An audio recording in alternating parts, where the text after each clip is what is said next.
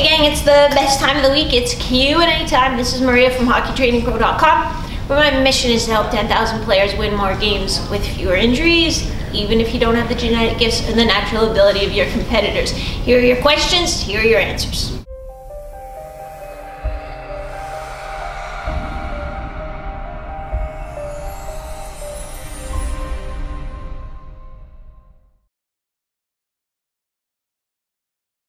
Okay, so this first question comes from Steven, and he had a bad night, and he feels like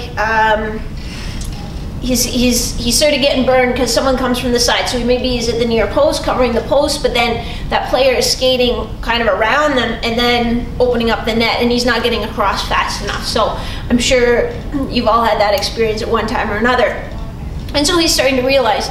And he's getting tired of it. He's fed up with that, and he's starting to think like, okay, maybe I need to do some of these exercises to help, so that I can get there in time, because that's just the difference maker right there. He's probably in the right spot to make that save, but he needs to transition so that he can make the next save or follow the play. So really, it's just the number one thing is building up leg strength. Number one thing, I guess, is making sure you have the mobility to be in the position you need to get into push. But then the second thing is building up that leg strength and having the stability so that you can use it on the ice. So I'm going to post a link to a couple of videos below that are going to help if you're having that same trouble as Steven, getting burned with players coming across the crease and then getting the open side of the net. So that's an easy one. Everyone has a bad day, and it's how you deal with that. So this is awesome, because instead of just going to, my D sucked, and beating yourself up about it, it's like, hey, what could I do? What's the problem there? The problem is I'm not getting across fast enough. How can I solve that problem? Hey, I'm sure Maria had some exercises that I can do. So there's your answer, and just start chugging away a little bit at a time so that you're doing it consistently. It makes no sense to sort of get pissed off and then go hard for 2 weeks and see results and then stop. So slow and steady will win that race. Don't worry, you'll surprise them, because they'll see you and they'll be like, oh, here's the guy who can just skate across in front and score at will, and you're going to surprise them next time. They won't be ready for you. Okay, this one is from a skater, and he's wondering what he can do, what exercise he can do to improve his shot. So he wants to improve his shot accuracy, the power behind his shot, his balance when he's shooting.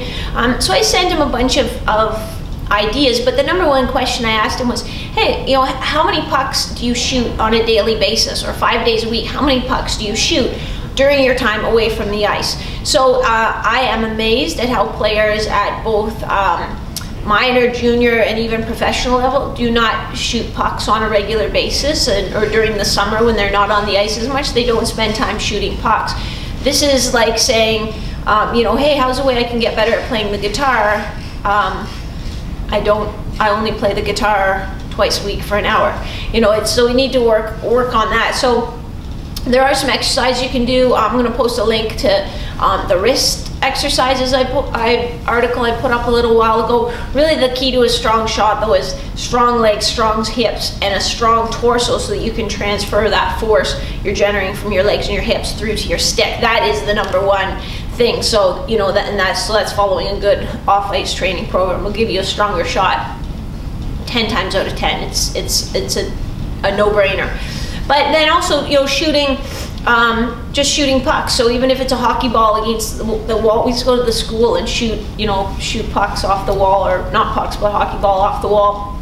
So doing forehand shots, backhand shots, standing on your front foot taking shots, standing on your back foot taking shots, and then doing the same backhanded, and being precise with where your shots go. Don't just whistle them all over the place. Make sure that they're hitting sort of in your target range. To make it a little bit more challenging to the balance, you can wear rollerblades. I know they're not the same, but they still have a little bit of that equal and opposite reaction force. So if I'm in my shoe, I can stand on my front foot and just take a whaler of a shot, and I'm not going to really go anywhere. If I'm in a rollerblade standing on my front foot, my body's gonna give. I'm gonna have to stabilize a lot more. I know other players that wear like an old pair of skates, and they wear those when they shoot. And so you would, if you were doing it outside or something, you'd want to put down, you know, a piece of carpet or a piece of cardboard or something like that, just so that the blade isn't right on the asphalt or the cement in your basement or whatever. But there are a couple ideas, and even if you just start with 15 of each of those, 15, you know, forehand, backhand, off the front foot, off the back foot, and then front foot and back foot, backhand. Give that a whirl. This was a question I got after I posted what organic foods is helpful to consume, and where you should spend your money on organic foods, and where maybe you can save some money in it because it won't make that big a difference. And I got an email question that made me kind of laugh a little bit. And it was like, how does this help my hip flexibility? And it was a genuine question. And you know, I suppose the argument is that, you know, garbage in, garbage out. Like, what we eat is what gets broken down into be the component parts of what helps remodel and rebuild our tissues. So we want to get, you know, good quality parts. Although I know it's all, you know, is broken down into basic elements, and a molecule of carbon is a molecule of carbon. But you know, you want to feel well, you want to stay hydrated. It's just about taking care of your body. It's not eating these foods will make your hips more flexible. It's eating these foods and resisting the temptation to put chemicals in your body. You know, just it makes you healthier overall, so that maybe you're less susceptible to injury. I don't know if you are or you're not, but just looking at your overall health and your readiness to perform, that's really what the end game goes. It's not always about flexible hips, although sometimes it seems that way, but it's just about, you know, staying healthy and staying healthy long term and developing healthy eating habits. So that one made me laugh a little bit.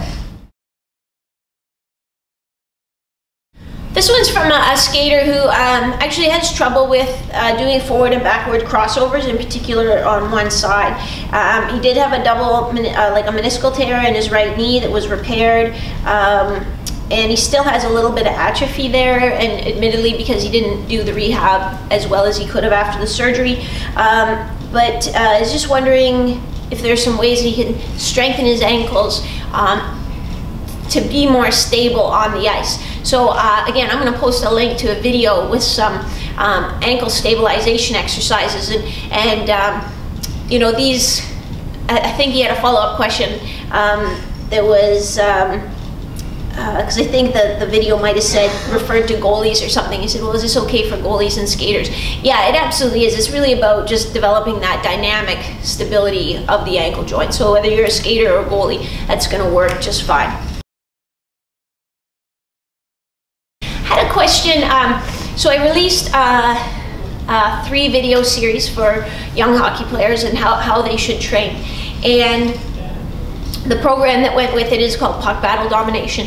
And I got so many emails, and I tried to make it really clear, like, hey, you know, these are kids. It's designed for 10 to 13-year-old children. And I know some of them play really tough, aggressive hockey, but they're still children. So this is an appropriate program for them and their age of development, and, you know, why it's focused the way it is. And then I got a lot of emails asked from parents asking, well, but is there a goalie version of this program? And so for sure I didn't make it clear that, you know, it's just learning the foundation. Like, this is where they need to start. There's nothing goalie specific about their off-ice training that they need at this age. On the ice, yeah, if they can work with a goalie coach who knows how to train young kids properly without just, you know, smashing them into butterfly repeatedly and things like that, there's going to be a lot of wear and tear on their hips. But teaching them the angles, the skills, how to move, how to control their body on the ice, basically what I'm trying to do off the ice, you know, that's really time well spent, because it's training the nervous system and the motor skills.